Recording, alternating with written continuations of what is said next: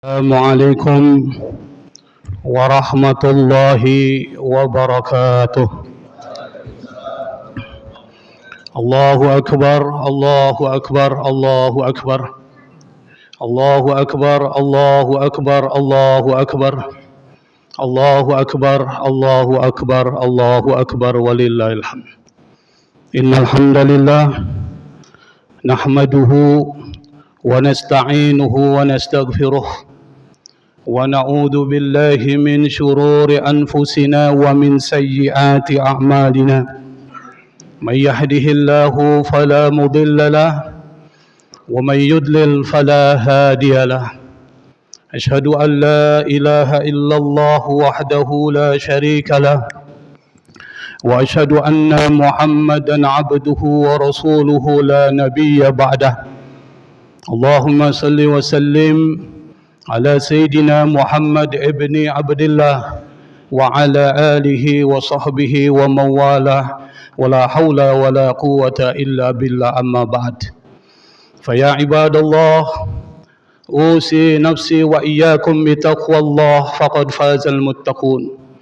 قال الله تعالى في القرآن الكريم وهو أصدق القائلين: يا أيها الذين آمنوا اتقوا الله وكونوا مع الصادقين. صدق الله العظيم. Saudara kaum muslimin, jamaah Idul Adha yang dimuliakan, dibanggakan oleh Allah Subhanahu wa taala. Puji dan syukur kita panjatkan kepada Allah Subhanahu wa taala yang dengan karunia-Nya, dengan anugerah-Nya, kita bisa berkumpul di tempat yang dimuliakan oleh Allah Subhanahu wa taala, di hari yang dimuliakan oleh Allah Subhanahu wa taala, dan di bulan yang juga dimuliakan oleh Allah Subhanahu wa taala, bulan Dzulhijjah. Setiap datang bulan Dzulhijjah, biasanya kita umat Islam itu diingatkan dengan dua peristiwa penting. Yang pertama adalah ibadah haji, yang kedua adalah ritual kurban. Di balik kedua peristiwa besar ini ada tokoh-tokoh yang memainkan peran yang sangat besar. Yang pertama adalah Nabi Ibrahim, yang kedua Nabi Ismail, dan yang ketiga adalah Bunda Siti Hajar alaihimus salatu wassalam. Dan kita diperintahkan oleh Allah Subhanahu wa taala untuk belajar dengan ketiga tokoh besar ini yang sudah membangun peradaban besar, yang sudah dijamin sukses kehidupannya di dunia dan di akhirat. Kata Allah dalam Al-Quran, wa fi qasasihim la'ibratul liulil albab.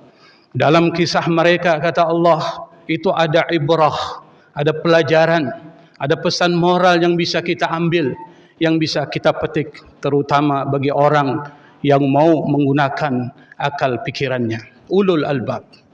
Nah, pada kesempatan yang mulia ini kita akan belajar dari salah satu tokoh besar yang bernama Ibrahim alaihi salatu wassalam. Nabi Ibrahim ini adalah nabi yang paling banyak disebutkan Allah dalam Al-Quran, dan jumlahnya sebanyak 69 kali Allah Subhanahu wa taala menyebutkan nama Ibrahim di dalam Al-Quran. Bahkan saking pentingnya Ibrahim ini, sampai-sampai Allah Subhanahu wa taala memberikan satu gelar khusus, yaitu Khalilullah. Dalam surat An-Nisa ayat 125, kalau kita membuka lembaran kitab suci Al-Quran, kita akan menemukan statement Allah, pernyataan Allah Subhanahu wa taala, wattakhazallahu Ibrahima khalila. Allah jadikan Nabi Ibrahim itu sebagai Khalil. Maka gelar yang diterima oleh Nabi Ibrahim itu adalah Khalilullah. Apa itu Khalil? Khalil itu dalam bahasa Arab artinya sadiq, sahib, qarin. Artinya adalah teman dekat Allah Subhanahu wa taala dan kekasih Allah Subhanahu wa taala. Kenapa Nabi Ibrahim mendapatkan gelar Khalilullah? Karena kecintaan Nabi Ibrahim terhadap Allah Subhanahu wa taala itu melebihi daripada kecintaannya terhadap dirinya sendiri, bahkan terhadap anaknya dan istrinya dan keluarganya. Maka tak heran kalau Nabi Ibrahim mendapatkan gelar Khalilullah, kekasih Allah Subhanahu wa taala. Mana buktinya? Pada saat ketika Nabi Ibrahim menerima satu perintah besar yang mungkin kita semua di sini enggak mungkin bisa melakukan. Apa perintah besar tersebut? Allah perintahkan Nabi Ibrahim untuk menyembelih putra terkasihnya Nabi Ismail alaihissalam. Kita bisa bayangkan Pak, Nabi Ibrahim ini menunggu seorang putra dalam waktu yang begitu lama. Lalu Allah berikan seorang putra yang bernama Ismail, lagi manis-manisnya. Pada saat yang sama Allah Subhanahu wa taala memerintahkan kepada Nabi Ibrahim untuk menyembelih putra terkasihnya. Kalau itu terjadi kepada kita, mungkin kita tidak akan pernah mampu melaksanakannya. Tapi ini terjadi kepada Nabi Ibrahim alaihissalatu wassalam, maka tanpa pikir panjang, karena kecintaannya kepada Allah Subhanahu wa taala melebihi daripada kecintaannya kepada dirinya, maka Nabi Ibrahim menaati dan menjalankan apa yang menjadi perintah Allah Subhanahu wa taala. Itulah cinta. Makanya kata Imam Syafi'i rahimahullah, beliau mengatakan, "Lau kana hubbuka shadiqan la ata'tahu. Innal muhibba liman yuhibbu muti'u." Kalau seandainya cintamu itu benar, cintamu itu tulus, la ata'tahu, pasti engkau akan mematuhi yang dicintai. Kenapa? Innal muhibba liman yuhibbu muti'u. Karena orang yang mencintai pasti akan mematuhi yang dicintainya. Ketika kita mengaku cinta kepada Allah, maka semua perintah Allah harus kita jalankan, seperti yang dilakukan oleh Nabi Ibrahim alaihissalatu wassalam. Saudara kaum muslimin, jamaah Idul Adha yang dimuliakan, dibanggakan oleh Allah Subhanahu wa taala.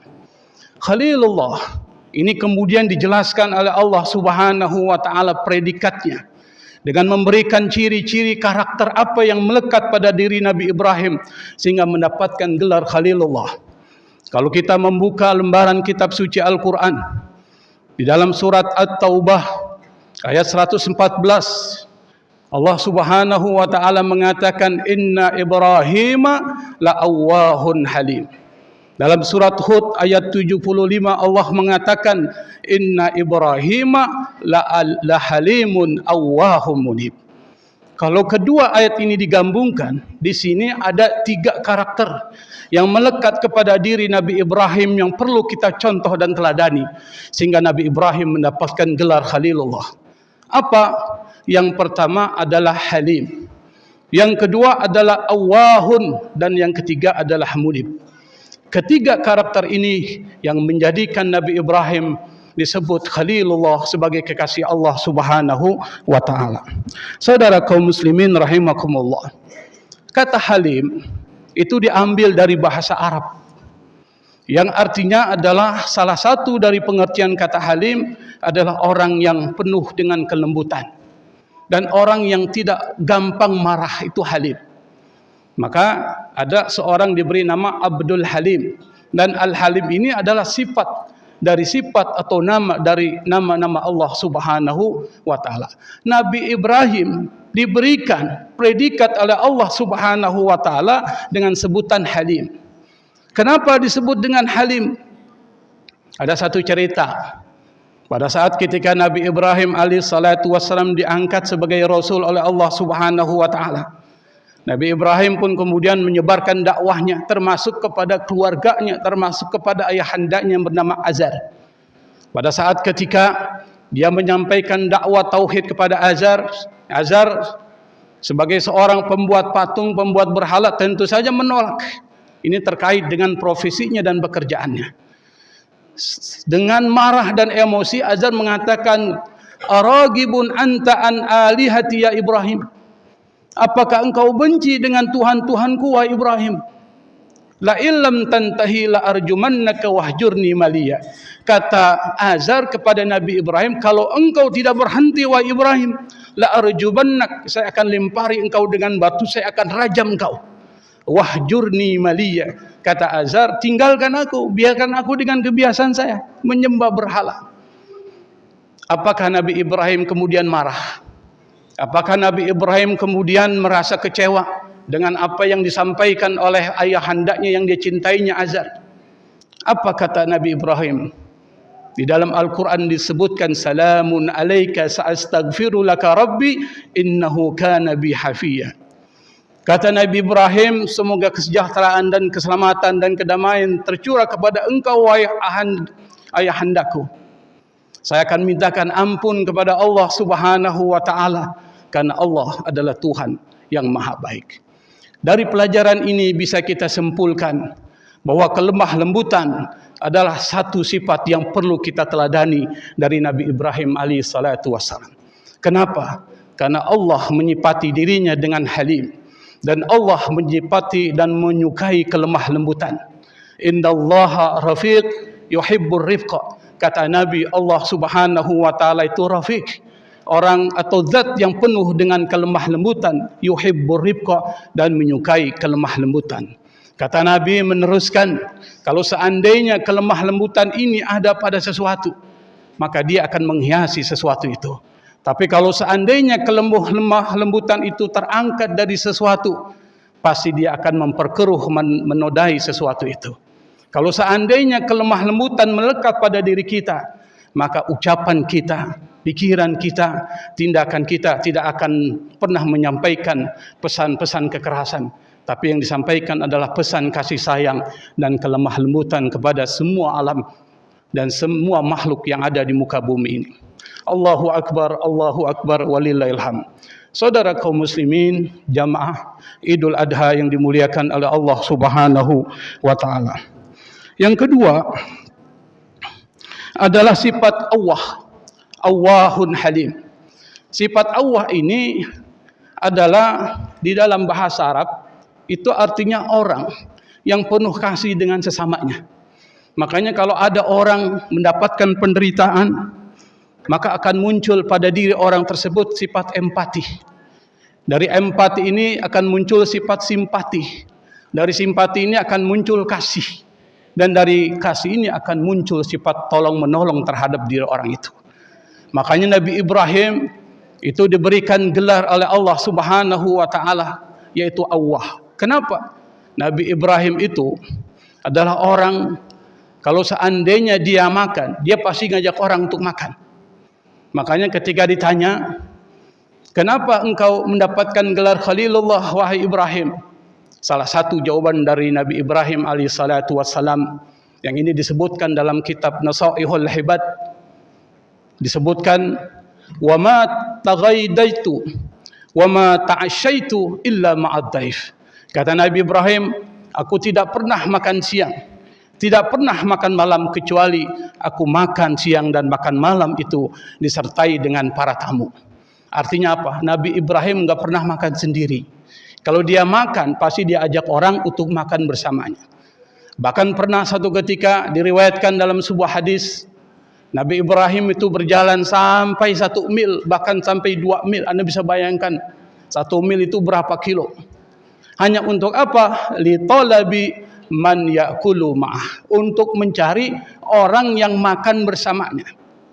Makanya tidak heran Nabi Ibrahim itu diberi gelar Allah, orang yang mudah tersentuh hatinya kalau melihat penderitaan yang dialami oleh orang lain. Pernah satu ketika diceritakan, para malaikat diutus oleh Allah Subhanahu wa taala untuk memberikan azab kepada kaum Nabi Lut. Karena kaum Nabi Lut ini telah melakukan satu perbuatan yang tidak pernah dilakukan oleh umat-umat sebelumnya. Sebelum sampai kepada kaum Nabi Lut, malaikat ini datang kepada Nabi Ibrahim. Datang kepada Nabi Ibrahim, apa yang dikatakan? Ketika sampai malaikat ini datang kepada Nabi Ibrahim, tapi menyerupai wajah manusia. Nabi Ibrahim lalu mengajak malaikat-malaikat ini untuk makan bersamanya. Kita tahu malaikat enggak pernah makan, enggak pernah minum. Malaikat menolak. Karena Nabi Ibrahim tidak tahu kalau yang datang ini adalah malaikat. Lalu kemudian Nabi Ibrahim tetap memaksa malaikat ini untuk makan bersamanya. Tapi kata malaikat, kalau begitu baiklah. Kalau seandainya saya makan, kira-kira apa yang harus saya bayar? Apa kata Nabi Ibrahim? Sebelum makan ucapkan bismillahirrahmanirrahim, dan setelah makan mengucapkan alhamdulillah. Lalu kemudian malaikat itu mengatakan kepada Nabi Ibrahim, pantas saja Allah Subhanahu wa taala memberikan kepada engkau gelar Khalilullah, kekasih Allah Subhanahu wa taala. Itu karakter yang kedua. Dan karakter yang terakhir yang disebutkan oleh Allah Subhanahu wa taala adalah munib. Kata munib ini dalam tafsir disebutkan kana raji'an ila Allah fil umuri kulliha. Orang yang disebut munib adalah orang yang menyerahkan semua urusannya kepada Allah Subhanahu wa taala. Kalau dalam bahasa kita adalah tawakal. Nah, tawakal ini menyerahkan semua urusan kepada orang yang diwakilkan. Dan tentu kita pasti akan mempercayai orang yang diwakilkan. Nabi Ibrahim percaya kepada Allah, Allah mengatur semua urusan. Maka dia pasrahkan semuanya kepada Allah Subhanahu wa taala, maka beliau mendapatkan gelar munib, dan salah satu gelar ini atau karakter inilah yang melekat pada gelar Khalilullah, kekasih Allah Subhanahu wa taala. Apakah ada latar belakang kenapa beliau disebut munib? Tentu ada, dalam Al-Qur'an diceritakan. Pernah satu ketika Nabi Ibrahim membawa istrinya Siti Hajar dan putranya Ismail. Setelah dia bawa dalam perjalanan jauh, ditempatkan di satu tempat yang gersang, yang tandus, tidak ada air, tidak ada tumbuh-tumbuhan, tidak ada makanan sama sekali, gersang sekali.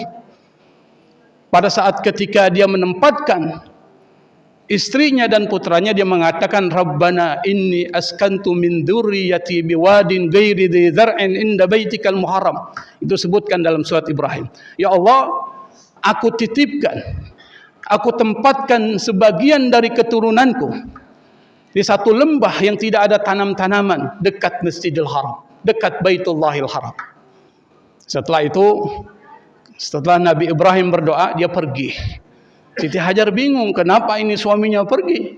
Padahal ini tempat yang tandus, tidak ada makanan, tidak ada air. Kalau seandainya Nabi Ibrahim pergi, tentu mereka akan mati.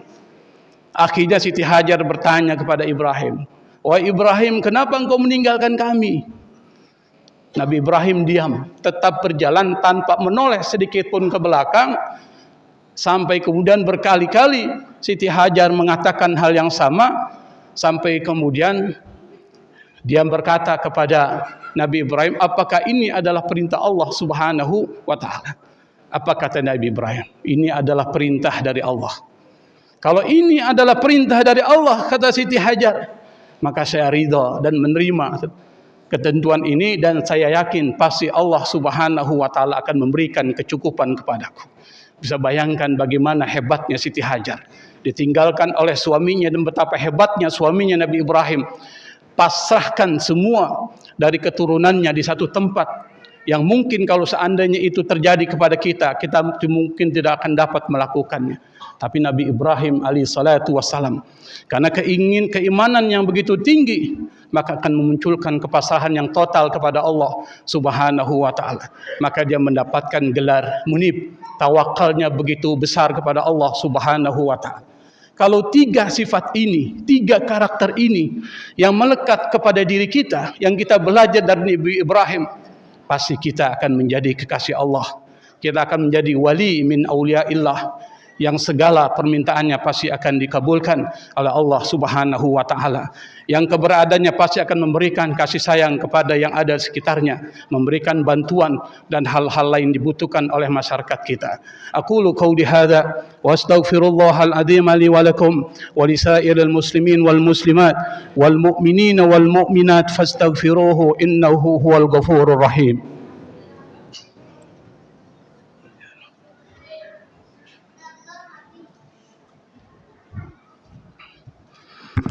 Allahu akbar, Allahu akbar, Allahu akbar.